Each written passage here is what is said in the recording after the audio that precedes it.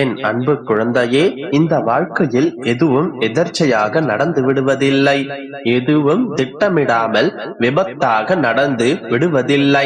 எல்லாவற்றிற்கும் ஒரு காரண காரியம் உண்டு. எல்லாவற்றிற்கும் ஒரு அர்த்தம் இருக்கும்.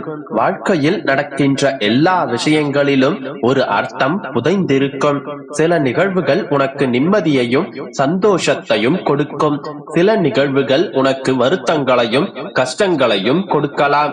இவை எல்லாம் எல்லோருடைய வாழ்க்கையிலும் நடப்பவைதான். ஆனால் அதனை ஒரு சிலர் புரிந்து கொள்வார்கள், இன்னும் ஒரு சிலர் அதனை புரிந்து கொள்ள முடியவில்லை என்று புலம்புவார்கள்.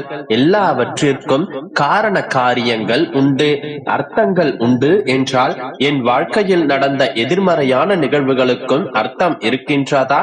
அத்தனை பாவங்களை நான் செய்து விட்டேனா? அத்தனை கர்ம வினைகளை நான் சுமந்து கொண்டிருக்கின்றேனா என்று மீண்டும் கேட்பாய். எனக்கு தெரியும். சரி, ஒன்றை கூறு. இப்பொழுது உன்னுடைய வாழ்வில் நடக்கும் நிகழ்வுகளை, நல்ல நிகழ்வுகள், கெட்ட நிகழ்வுகள், உனக்கு நன்மை தருபவை, உனக்கு கெடுதல் தருபவை என்று எதை கொண்டு நீ பிரித்து வைக்கின்றாய்?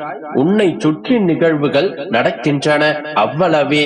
அவை நல்லவையா கெட்டவையா, நன்மை செய்யுமா தீங்கு விளைவிக்குமா என்பதை நீ எவ்வாறு முடிவு செய்யலாம்? நான் கூறவா? நீ என்னிடம் ஒன்றை கேட்கின்றாய், அதை நான் கேட்டதை கேட்டபடியே உடனடியாக கொடுத்து விட்டால் உன்னுடைய வாழ்க்கையில் நன்மை நடந்து விட்டது. அது கிடைக்க தாமதமானாலோ அல்லது தட்டி போய்விட்டாலோ உன்னுடைய வாழ்க்கையில் கெட்டது நடந்து விட்டது. இப்படித்தானே நீ முடிவெடுத்து விடுகின்றாய். ஒரு குழந்தை தன்னுடைய தாயிடம் அழகான ஒரு கத்தி வேண்டும் என்று அடம் பிடிக்கின்றது. ஆனால் அந்த தாய்க்கு தெரியும் அது ஆபத்தானது என்று. எனவே அதை தருவதற்கு தாய் மறுக்கின்றாள். ஆனால் அக்குழந்தை விடுவதாக இல்லை, அடம் பிடித்து செல்கின்றது. அது ஆபத்தானது என்பதை எடுத்து கூறினால் ஏற்றுக்கொள்ளும் மனப்பக்குவம் அழுது அடம் பிடித்துக் கொண்டிருக்கும் அந்த குழந்தையிடம் இருக்காது. இப்பொழுது அந்த தாய் அறிவுரை கூறி பார்க்கின்றாள், செல்லுபடி ஆகவில்லை. எனவே சரி, உனக்கு பிறகு வாங்கி தருகிறேன் என்று சமாதானப்படுத்துகிறார். மனம் சற்று அமைதியானால் ஒன்று உண்மையை புரிந்து கொள்ளும் நேரம் கிடைக்கும், அல்லது அதை மறந்துவிட காலம் வழிவகை செய்யும். இதுவே அந்த தாய் எடுத்த முடிவு. அப்போதைக்கு அந்த குழந்தையை சமாதானப்படுத்துகின்றாள். பிறகு புரிய வைக்க முயற்சிக்கின்றார்.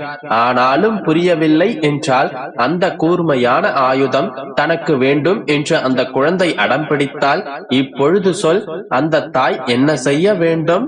தான் பெற்ற பிள்ளை தன்னுடைய கண்முன்னே கண்ணீர் வடிக்கின்றது அல்லது அடம் பிடிக்கின்றது. அதன் மனம் நோகக்கூடாது என்பதற்காக கூர்மையான ஆயுதத்தை அவன் கைகளில் கொடுத்து விடுவாளா?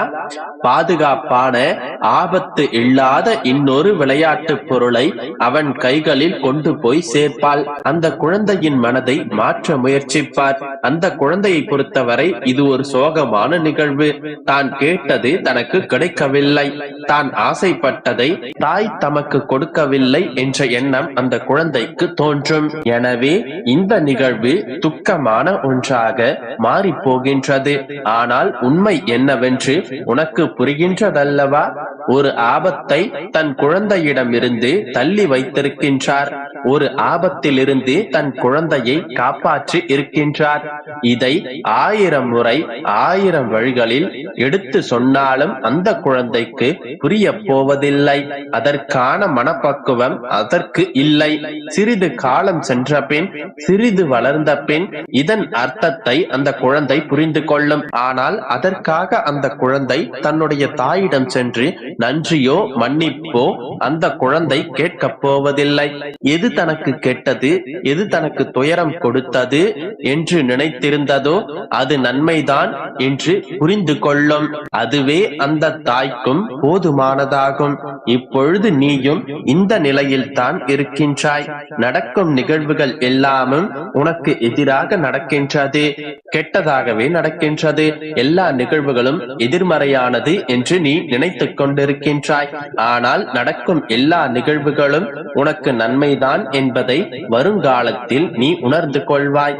பயப்படாதே, உனக்கு தீங்கு நேரிட ஒரு நாளும் நான் விடமாட்டேன். நல்லது மட்டுமே உன்னுடைய வாழ்க்கையில் நடக்கும். நம்பிக்கையோடு இரு. என் அன்பு குழந்தையே, என்னுடைய பிள்ளையை பார்க்க நான் ஆசையோடு வந்திருக்கின்றேன். எனக்காக ஒரு 3 நிமிடம் ஒதுக்கி இதை கேட்பாயா?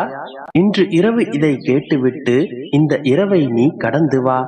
விடியலில் நீ மனம் மகிழும் செய்தி உன்னை தேடி வரும். அதிகாலை எழுந்ததும் உன்னுடைய மனதில் தோன்றுவதை என்னிடம் சொல்லிவிடு. அதை நான் பார்த்துக் கொள்கிறேன். நாளைய விடியல் நிச்சயமாக உனக்கு மகிழ்ச்சி தருவதாகவே அமையும்.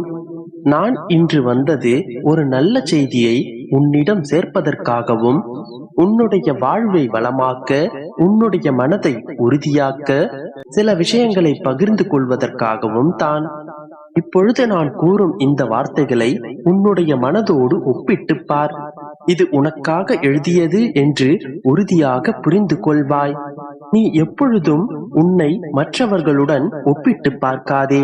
ஒன்று தாழ்வு மனப்பான்மை ஏற்படும், அல்லது தலைக்கணம் ஏற்படும். இரண்டுமே வாழ்க்கைக்கு தேவையில்லாத ஒன்று. நீ நீயாகவே இரு. யாரோடும் உன்னை ஒப்பிட்டு பார்க்காதே.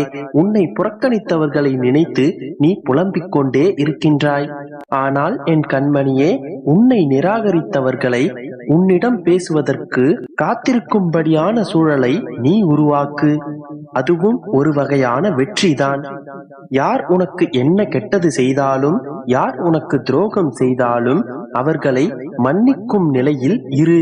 அதுவும் ஒரு வகையில் உனக்கான வெற்றிதான். இந்த நல்ல பழக்கத்தை நீ வளர்த்துக்கொள். ஆனால் அவர்களை மீண்டும் நம்பும் மூடனாக ஒரு கணமும் இருந்து விடாதே. தனியாக போராடுகின்றேன், வெற்றி பெறுவேனா என்று சந்தேகத்துடன் புலம்பிக் கொண்டிருக்காதே. நீ தனியாக போராடுவதே ஒரு வெற்றிதான். இந்த வாழ்க்கை ஒரே நிமிடத்தில் மாறிவிடுமா என்று காத்து கொண்டிருக்கின்றாய். ஆனால் ஒரு நிமிடத்தில் நீ எடுக்கும் முடிவு உன்னுடைய வாழ்க்கையையே மாற்றிவிடும். எனவே ஒவ்வொரு முறை முடிவெடுக்கும் போதும் பல முறை யோசித்து முடிவெடு. ஒரு முறை முடிவெடுத்த பிறகு யோசிப்பதற்கு ஒன்றும் இருக்காது. நீ யோசிக்கவும் கூடாது. என்னை வணங்கும் பிள்ளையான நீ எப்பொழுதும் முதலில் சரியாக இருக்க வேண்டும். யாரையும் ஏமாற்றக்கூடாது. யார் மீதும் பொய் பழி போடவே கூடாது. உனக்கு நல்லது செய்பவர்களை உதாசீனப்படுத்தக் கூடாது. யாரையும் இழிவாக நினைக்க கூடாது. யாரையும் இழிவாக பேசவும் கூடாது. யாருக்கும்